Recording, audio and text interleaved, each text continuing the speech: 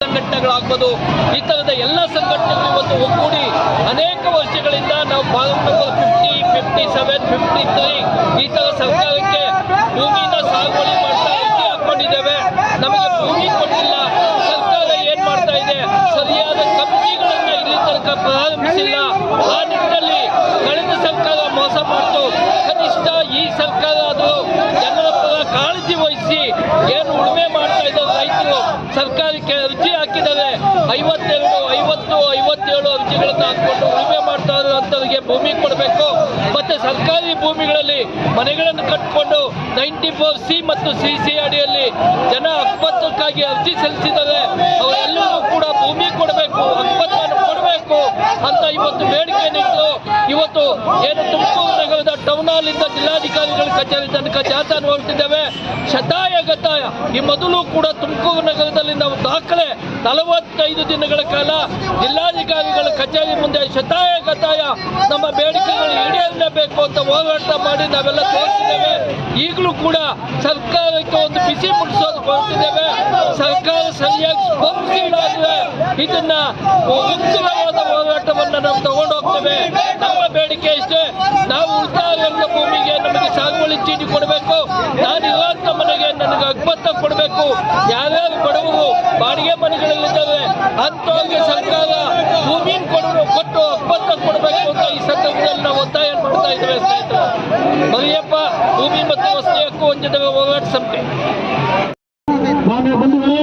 ತುಮಕೂರು ಜಿಲ್ಲಾದ್ಯಂತ 7,000 ಬೀದಿ ಬದಿ ವ್ಯಾಪಾರಿಗಳಿದ್ದು ಅವರನ್ನ ನಾವು ಇವತ್ತು ಮುಖ್ಯವಾಹಿನಿಗೆ ತರಬೇಕು. 40-50 ವರ್ಷಗಳಿಂದ ಈ ಬೀದಿನಲ್ಲಿ ಕೂತ್ಕೊಂಡು ಅವರ ಜೀವನವನ್ನು ಸಾಗಿಸಿಕೊಂಡು ನಂಬಿರ್ತಕ್ಕಂಥ ಫಲಾನುಭವಿಗಳಿಗೆ ನಾವು ಸರ್ಕಾರದ ಗಮನ ಸೆಳೆದು ಅವರಿಗೆ ಇವಾಗಾದ್ರೂ ಒಂದು ನೆಮ್ಮದಿ ಜೀವನವನ್ನು ಕಲ್ಪಿಸಿಕೊಡಬೇಕು ಅಂತ ಹೇಳಿ ನಾವು ಕಾನೂನಿನ ಚೌಕಟ್ಟಿನಲ್ಲಿ ಇವತ್ತು ಹೋರಾಟವನ್ನು ಹಮ್ಮಿಕೊಂಡಿದ್ದೀವಿ. ನೀವೆಲ್ಲ ಆಗಮಿಸಿದ್ರ ಎಲ್ಲರಿಗೂ ತುಮಕೂರದವರ ಸ್ವಾಗತವನ್ನು ಕೋರುವ ಮುಖಾಂತರ ನಾವು ಈ ಸಂಘಟನೆಗೆ ಚಾಲನೆ ಕೊಡೋಣ. ಜೈ ಭಾರತ ಮಾತೆ. ಕೊಡಿ, ವಸತಿ ಗ್ಯಾರಂಟಿ ಕೊಡಿ ಅಂತ ಆಗ್ರಹವನ್ನು ಇವತ್ತು ಮಾಡ್ತಾ ಇದ್ದಾರೆ. ತಲಾಂತರಗಳಿಂದ 200 ದಶಕದ ಕಾಲದಿಂದ ಕೂಡ ಭೂಮಿಗೋಸ್ಕರ ಹತ್ಯೆ ಹಾಕೊಂಡು ಏನು ಕಾಯ್ತಾ ಇದ್ದಾರೆ ಜನ. ಅವರ ಹಕ್ಕನ್ನ ಕಿತ್ತುಕೊಳ್ಳೋ ಪ್ರಯತ್ನವನ್ನ ಹಲವಾರು ಸರ್ಕಾರಗಳು ಮಾಡ್ತಾ ಬಂದವೆ.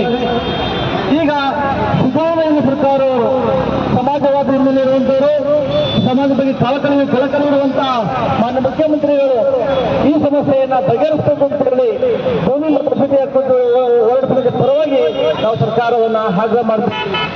ಈ ಹೋರಾಟಕ್ಕೆ ಹಲವಾರು ಸಂಘಟನೆಗಳು, ಹಲವಾರು ಚಳುವಳಿಗಾರರು, ಪ್ರಗತಿಪರರು ಸೇರ್ಕೊಂಡು ರಾಜ್ಯದ ಬಡ ಜನರಿಗೆ ಅವರ ಬದುಕನ್ನ ಕಟ್ಕೊಡ್ಲಿಕ್ಕೆ ಹಲವಾರು ರೀತಿಯ ಪ್ರಯತ್ನವನ್ನು ನಾವು ನಡೆಸ್ತಾ ಇದ್ದೀವಿ.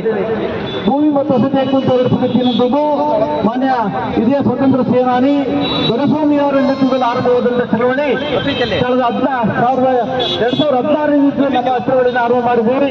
ಇಲ್ಲಿವರೆಗೂ ಸರ್ಕಾರಕ್ಕೆ ಅಲ್ಪೇತರಗಳನ್ನ ನೂರಾರು ಪ್ರತಿಭಟನೆಗಳನ್ನು ಮಾಡಿದ್ದೀವಿ. ಇದೇ ತುಮಕೂರಿನಲ್ಲಿ ದೊರೆಸ್ವಾಮಿ ಅವರಿಂದ ಇಡೀ ಜಿಲ್ಲೆಯ ಸಮಸ್ಯೆಗಳನ್ನು ಬಗೆಹರಿಸಬೇಕು ಅಂತ ಕೇಳಿ ಹಲವಾರು ಸುತ್ತಿನ ಹೋರಾಟಗಳನ್ನು ಮಾಡಿದ್ದೀವಿ. ನಮ್ಮ ನಾಗೂಸ್ತಾರ್ ನೇತೃತ್ವದಲ್ಲಿ 40 ದಿನಗಳ ಹೆಚ್ಚು ದಿನಗಳ ಕಾಲ ಪ್ರತಿಭಟನೆಯನ್ನು ಮಾಡಿ ಜಿಲ್ಲಾಡಳಿತಕ್ಕೆ ಮನವಿಯನ್ನು ಮಾಡಿಕೊಂಡಿದ್ದೀವಿ ನಾವು. ಆದರೂ ಸಮಸ್ಯೆಗಳನ್ನು ಹಾಗೆ ಉಳ್ಕೊಂಡಿದ್ದೇವೆ.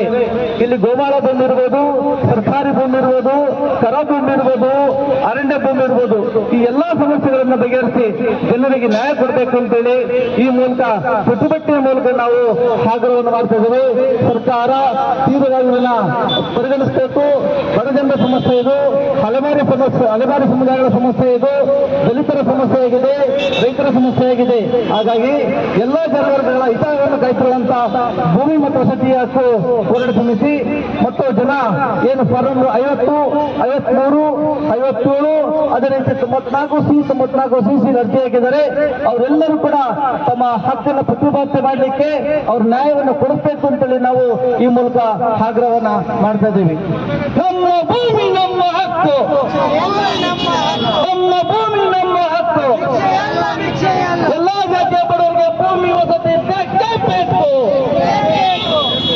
ಎಲ್ಲಾ ಜಾತಿಯ ಬಡವರಿಗೆ ಭೂಮಿ ವಸತಿ ಬೇಕೇ ಬೇಕು.